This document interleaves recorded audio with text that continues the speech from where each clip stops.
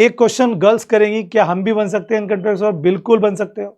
Girls can also be a income tax officer, वो भी बन सकती हैं, दोनों एज यूजुअल। 3 सब्जेक्ट तो ये समझिए कंफर्म है, रीजनिंग, इंग्लिश, मैथ, ये 3 सब्जेक्ट आपके अच्छे होने चाहिए अगर आप बनना चाहते हो income tax officer. Hello students, how are you? कैसे हैं आप? स्वागत है आपका अपने चैनल अकाउंटिंग गुरुजी में।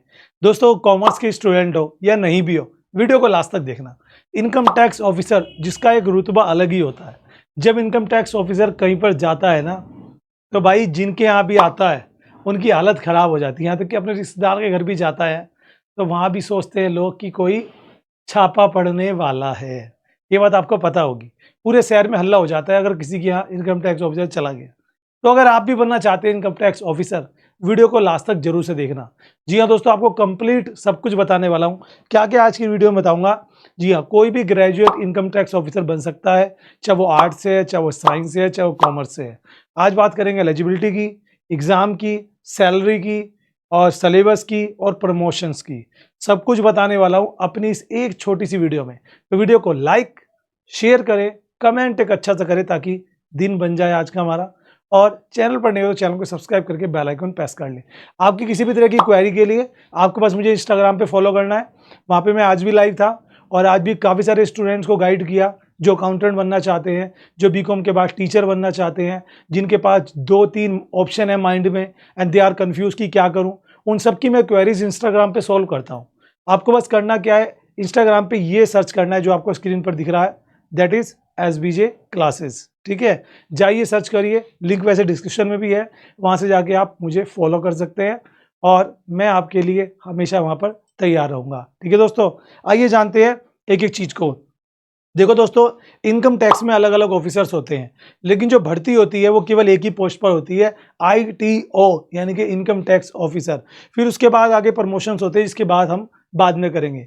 अब आपको बताएं कि जो इनकम टैक्स ऑफिसर का एग्जाम है ये कौन कंडक्ट कराते हैं, तो पहले हम वही आपको बता देते हैं।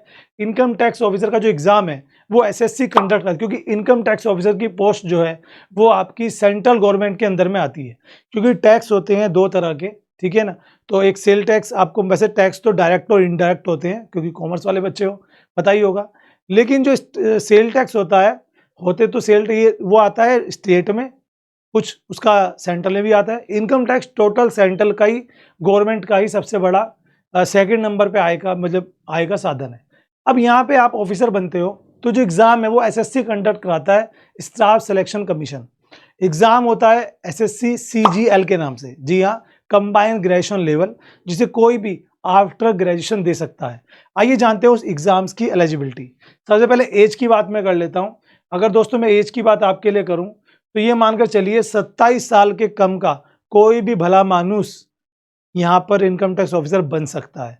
27 साल आपकी जो एज है वो आपकी नहीं होनी चाहिए। अगर 27 के आप हो गए पूरे, फिर आप नहीं कर पाओगे। 27 से पहले आप कर सकते हो। एक क्वेश्चन गर्ल्स करेंगी, क्या हम भी बन सकते हैं इनकम टैक्स ऑफिसर? बिल्कुल बन सकते हो।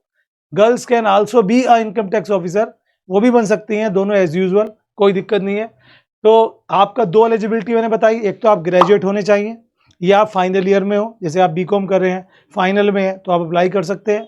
साथ में आपकी जो एज है वो आपकी मिनिमम तो 18 होनी चाहिए, 18-19, और ज़्यादा आपकी 27 से कम हो। बात करते हैं हाइट वगैरह, क्योंकि आप एक ऑफिसर बनने वाले तो आप अच्छे भी लगने चाहिए। पता लगा कोई मोटा टुनटुन सा या सर, मतलब जिसे बेडोल कहेंगे, बेडोल, मोटे पतले कुछ नहीं होते, मेरी नज़र में सब ठीक है, मैं भी थोड़ा हेल्दी सा हूँ। लेकिन बेडोल अगर कोई होगा तो वो एक्सेप्ट नहीं होगा, क्योंकि यहाँ पे कुछ चीज़ें हैं। मिनिमम हाइट है 152 सेंटीमीटर, मिनिमम वेट है आपका 48 kg, ये होना ही चाहिए। मतलब कोई बहुत पतला दुबला सा है, 40 किलो वजन है, एक्सेप्ट नहीं करेंगे। तो जिनका वजन कम है वजन बढ़ाओ, जिनका वजन ज़्यादा है वजन घटाओ। उसके अलावा एक टेस्ट होता है 1 किलोमीटर 20 मिनट में, और साइकिलिंग कराई जाती है आपसे 3 किलोमीटर 25 मिनट में। अगर आप ये कर लेते हो तो आपका सिलेक्शन एग्जाम में, मतलब ये एक तरह से फिजिकल एलिजिबिलिटी है, ठीक है ना। जैसे फिजिकल होता है, मेडिकल होता है, रिटर्न टेस्ट होता है। अब बात करते हैं रिटर्न की। जैसे कि मैंने आपको बताया, एक एग्जाम होता है जिसका नाम है SSC CGL। इसके 2 पेपर होते हैं, प्री और मेन, यानी कि प्राइमरी और मेंस। प्राइमरी में जो आता है आपका, उसमें जनरल इंटेलिजेंस, जनरल अवेयरनेस और मैथ्स यानी कि अर्थमेटिक। तो इंटेलिजेंस में आप समझिए उसमें आपका क्या कुछ आ जाता है, इंटेलिजेंस में बहुत सारी चीज़ें हैं, करंट अफेयर्स भी आ जाता है, साइंस का भी थोड़ा सा पार्ट है उसमें जो हम 10th में पढ़ते हैं।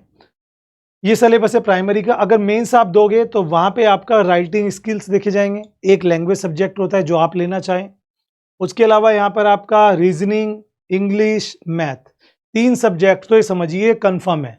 रीजनिंग, इंग्लिश, मैथ, ये 3 सब्जेक्ट आपके अच्छे होने चाहिए अगर आप बनना चाहते हो इनकम टैक्स ऑफिसर। जी हाँ दोस्तों, अगर 3 सब्जेक्ट अच्छे नहीं तो कोई 2 तो अच्छे हो। किसी का मैथ अच्छा नहीं तो उसकी इंग्लिश और रीजनिंग अच्छी होगी, किसी की इंग्लिश अच्छी नहीं है तो उसका मैथ्स और रीजनिंग अच्छी होगी।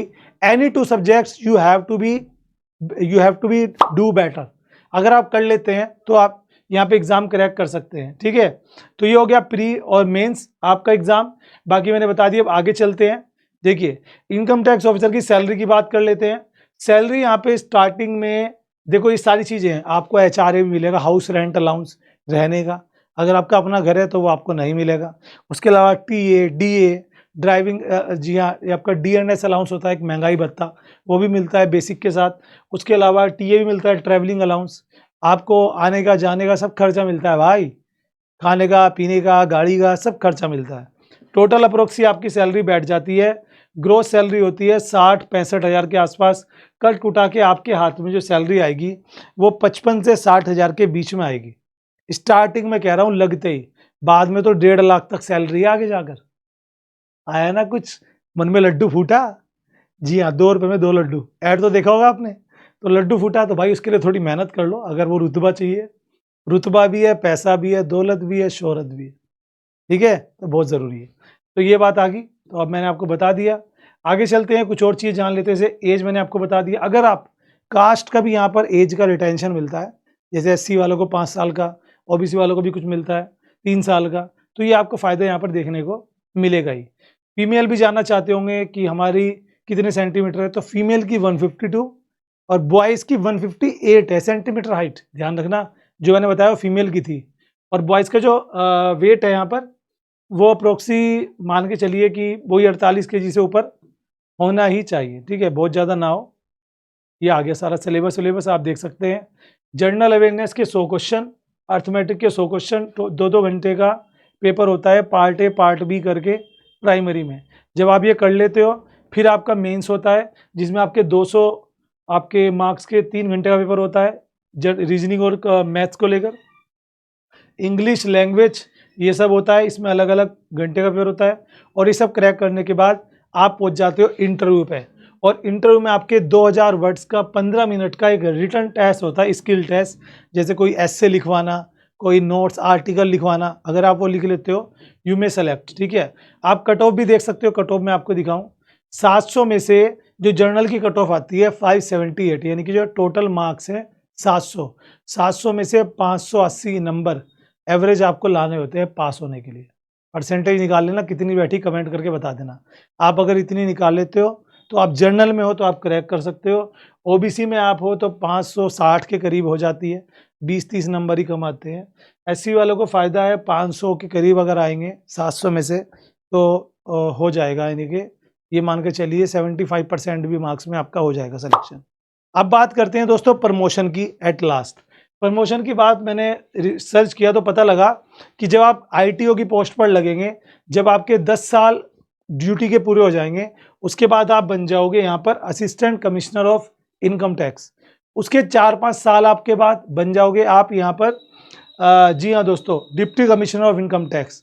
उसके बाद 4-5 साल बाद रिटायरमेंट होने तक आप बन जाओगे additional commissioner of income tax, जिसका रुतबा ही अलग है। अब ये कमिश्नर इतने क्यों हैं?